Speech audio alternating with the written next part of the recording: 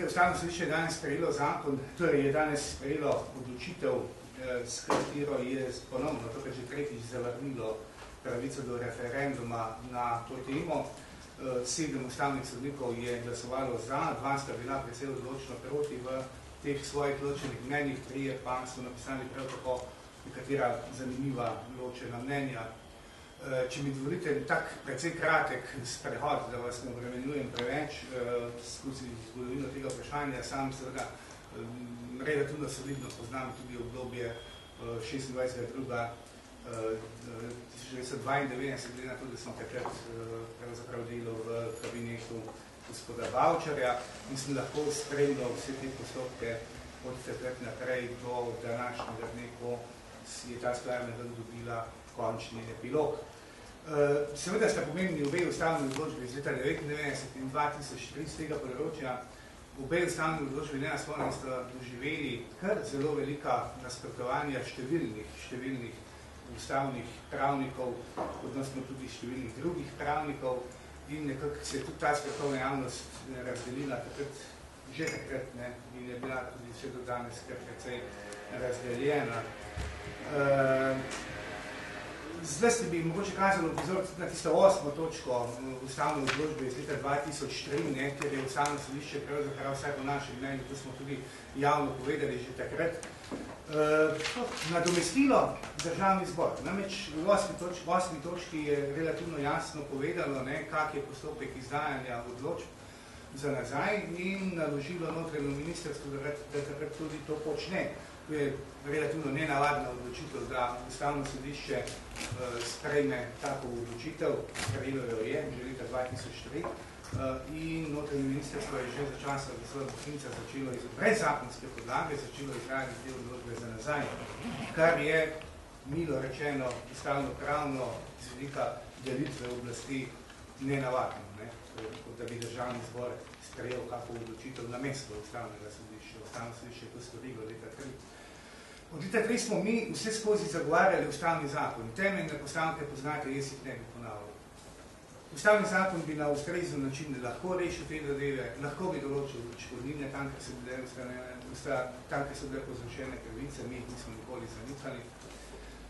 Ustavni zakon bi lahko na nek način poenotil tudi politiko. In ne nazadnje, tudi ustavno sodišče v današnji odločbi, vsaj v ločenih mnenjih, se približuje tudi takvim stališčem. 7 ustavnih sodnikov je v današnji odločbi dejansko oprlo svojo odločitev relativno na zelo enostavni način. Na zelo enostavni način in je reklo, ja, ker je že bila izdana odločba ustavnega sodišča leta 2003 in ta ni izvršena, smatramo ta zakon za tisti, ki izvršuje odločbo ustavnega sodišča in se v bistvu razloge sploh ni spuščalo, če temu tako poenostavljeno povemo.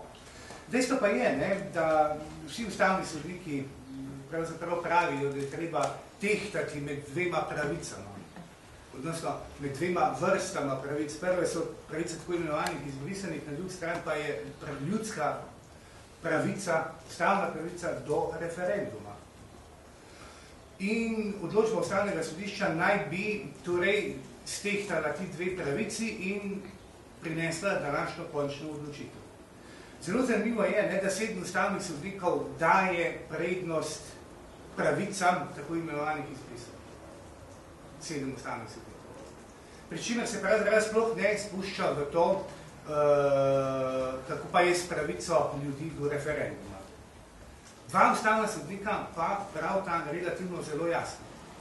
In to se mi zdi zelo pomembno sporočilo današnjega dne z ustavnega sodišča. In sicer ta 2 sodnika pa pravita, da je pravica do referenduma nad pravico tako imenovanih izbrisanih in zato zavračata to odločbo, čež da je možno njihov problem, torej problem tako imenovanih izbrisanih, rešiti na drug način. To posebej poudarjajo. Rešiti na drug način. Jaz osebno in poslanski skupini se seveda z njimi zelo strinjam. Zakaj? Namreč pravita tako, možno je rešiti že v skladu s prejšnjo odločbo direktno in veljavno zakonodajo. Po tej razlagi bi vsakdo, ki bi vložil vlogo za stalno prebivanje v 45. točki današnje odločbe pa je jasno napisano, da izdaja dovoljenja za bivanje za nazaj ni nezakonita, se pravi je zakonita. In po tej logiki teh dveh ustavnih sodnikov bi seveda lahko prišlo do tega, da bi vsakdo, ki bi smatral, da je karkoli bilo kršeno mu v tej povezavi, vložil prošnjo za stalno prebivanje in tako stalno prebivanje bi mu bilo odobreno tudi za nazaj in s tem bi bil rešen v bistvu tudi problem teh ljudi, ki bi seveda tako vlogo dali. To meni vsaj ta dva ustavna sodnika. Večina ostalih, torej 7 ostalih sodnikov ustavnih, pa se je postavilo na neko stališče, ki je za moje pojme precej administrativno stališče, pravno stališče, da jaz ga bom označil kar precej neljudsko stališče.